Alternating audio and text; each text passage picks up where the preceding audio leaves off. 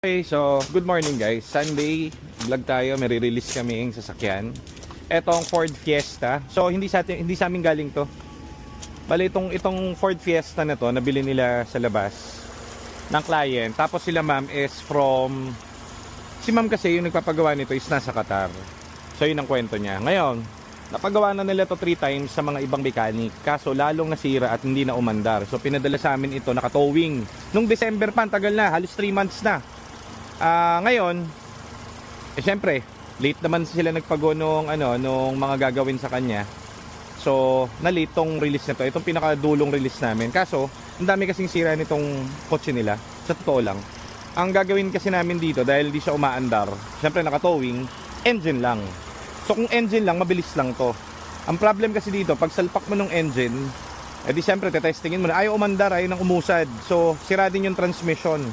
So, remember, gusto ko lang siyang gawa ng vlog para alam din ng may-ari kasi engine lang talaga kami dito. Kaso rest, syempre, nung nilapag yung kotse sa amin, hindi naman yun umaandar. So, hindi namin matetest lahat nung pagdala sa amin itong kotse. Ngayon, para lang magamit na namin at matesting na namin siya, sira kasi yung transmission din. May code din siya ng shift fork. Wala naman kaming pinakailaman dun sa tranny dahil nga engine ang focus natin. Nung kinabit na, ayaw umusad. So, pinababa ko ulit. Binigyan ko na lang sila ng shift fork para matapos lang kasi ayaw kong gumastos yung tao. Malaki na kasi nagastos sa engine. Engine na yan, no? Sobrang tahimik, wala nang problem. Ano to guys? Teka lang, tatanungin natin. Ano nga ba yung sakit ng makina nito na dinala? Singaw? Palyado lahat. Palyado lahat. So lahat ng piston So buo to, machine shop, tapos kung ano man yung pinalitan doon, pinalitan din, no? Kaya yung engine niya, swabing-swabe, wala nang problem. Ngayon, siyempre marami nakakabit dito guys. Minsan kasi akala ng tao, pag may pinapalitan sa amin isang pyesa, ang ginagawa sa amin one fix all. Hindi po ganun. So kung ano lang yung focus natin. So engine kami, kaso nga, ay umusa, di ba? May tranny rin to na code. So binigyan ko na lang sila ng transmission. Para lang, kasi gigil na ako paandarin eh. O, para umandar. O di nung kinabit na, okay na, umandar na. Problem, next, sunod?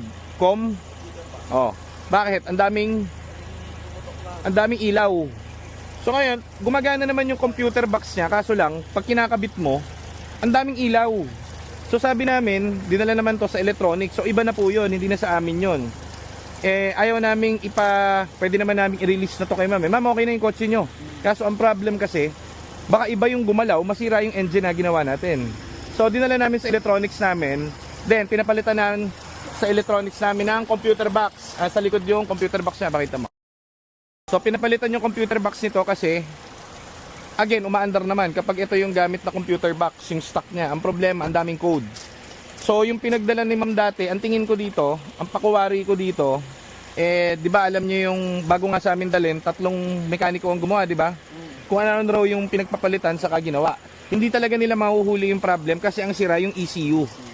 Since start. Kaya naka-3 mekaniko sila bago dalhin sa atin. Ayan yung sabog, yung ECU niya. So ang ginawa, kung ano-ano yung pinalitan doon, eto talaga yung may problem. Kaya nadali yung kanyang engine. Okay, so yan ang kwento niyan. So pinalitan natin ng ECU, very goods na. Meron na naman problem na, naging problem nung tinetest drive na aircon. Walang nga, yung aircon, pumutok. Sumingaw yung, tawag dito, condenser. Condenser.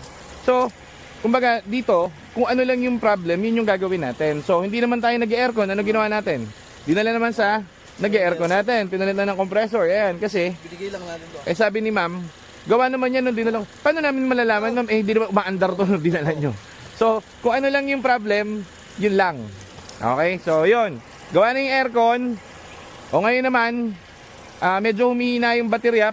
Nilibre ko na lang drive belt. So may mga parts ako dito na nilibre para lang matapos yung kotse. Kasi nga ang daming problema guys. Sobrang daming problema. Kaya sabi ko nga sa inyo, kung bibili na rin lang kayo, dito na kayo bumili sa amin ng kotse. Wala kayong intindihin. Scan mo ngayon kung anong code niya. Na test drive na to ng malayo. Yung mga nakakabit na lang dito ang may problem. Perfect na yung engine yan. Wala nang issue yan. 0-0 yan. So yan.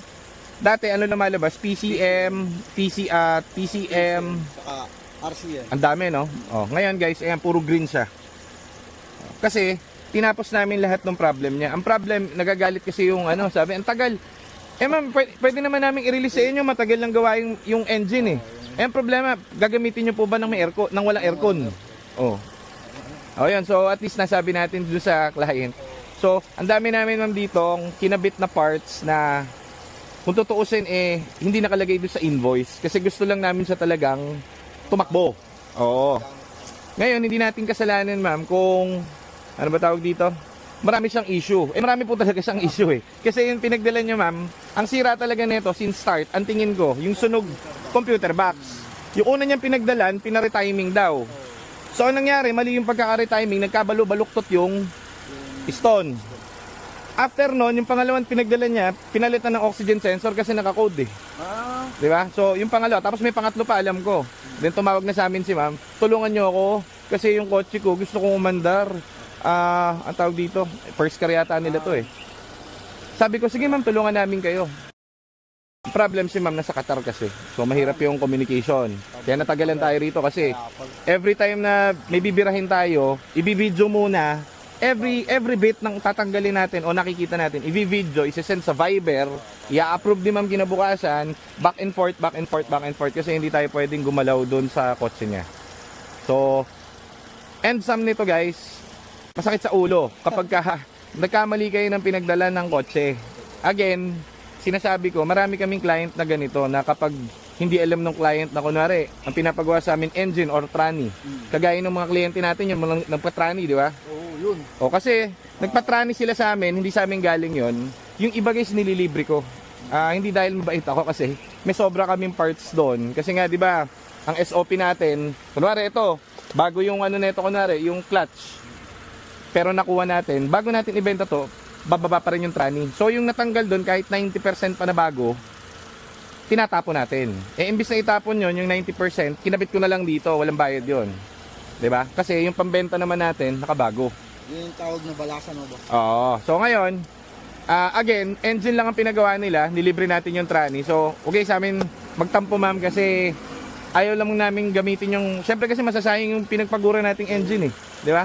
Masasayang ito, baka mamaya dalhin nyo na naman sa walang aircon, tapos dalhin nyo sa nag-aircon, masira naman tong ano namin, ginawa namin. Iwawaranty pa namin tutuloy. So mas maganda yan, all goods na, napakaganda manakbo, walang kahit anong error, nabiyahe na rin namin, matagal lang kasi talagang mahirap po yung kotse. Talagang mahirap! Back to zero tayo din. Para tayo nagbuo ng ano boss ah. Wala naman tayong kinita dito. Oo nga. Parang tinignan ko yung ano natin, yung sheets natin, parang lahat binili ng pyesa. Tapos parang sa tagal nung ginagawa natin to, piniperfect natin to, parang yung labor natin doon, parang umabot lang parang 14 lahat eh. Kasi yung mga parts na kinabit doon, pinasok na natin sa kanya lahat. So ayan ang kwento niyan ma'am. O ngayon, napakalamig na ng aircon niya, o pwede nyo na gamitin. Hindi na lumalabas O, yung battery. tapos, tignan nyo, wala na siyang kahit anong, ang problema kasi nila, laging naka-check engine to, saka hindi umaandar. O wala na kahit anong error. Napakalamig ng aircon, ang sarap i-drive. All goods. Ang problema lang, kailangan sabihin ko kasi na free yung ano tawag dito, shift fork na binigay kasi baka mamaya ipa-warranty sa akin yung free. Oo, ano yun, libre lang po yun. Engine lang po kami dito. And ECU, hindi naman sa amin yun. So pinalitan lang, bumili kami ng ECU dun sa electronics. So sa kanila yung warranty ng ECU. Then yung ano pa pinalitan mo rito? Yan lang naman no? Aircon, so nag-aircon yun. Hindi naman sa atin yun. Etong fan, binigay mo na rin, di ba? Ay, umikot eh. O, yan ang kwento ng Fiesta. O,